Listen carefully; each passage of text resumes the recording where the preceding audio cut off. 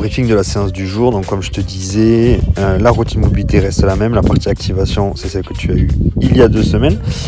Partie back squat, donc on garde notre petit warm-up, monte en gamme. On va chercher un petit peu plus lourd que ce que tu auras besoin sur la deuxième partie. On reste sur 5 séries de 2 répétitions, mais cette fois-ci à 75%, le tempo lui reste le même.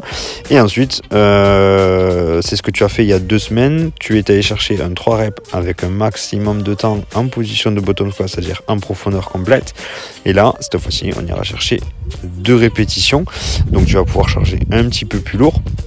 Et l'idée, ça sera toujours de garder une tension hyper importante en position de squat profond, une poitrine sortie, un gainage actif, et de remonter sans utiliser le dos, c'est-à-dire en gardant les fesses le plus bas possible et le plus longtemps possible. Tu as tous les détails en coaching tips.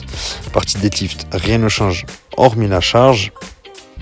Et ensuite, je t'ai rajouté un accessory front squat. Tu as toujours cet accessory heavy back extension sur le GHD et je t'ai rajouté du front squat. Donc là, cette fois-ci, on va chercher 3 heavy reps comparé à il y a 2 semaines où c'était 4 heavy reps. On a toujours ce fameux tempo.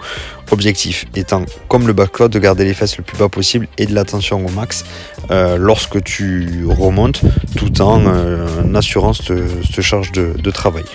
Voilà, si tu as des questions, tu n'hésites pas, les 2 accessories sont optionnels, donc tu n'es pas obligé de les faire le jour J, tu peux les déplacer à un autre moment si tu le souhaites, parce que tu n'as pas le temps ou autre. Voilà, bonne séance.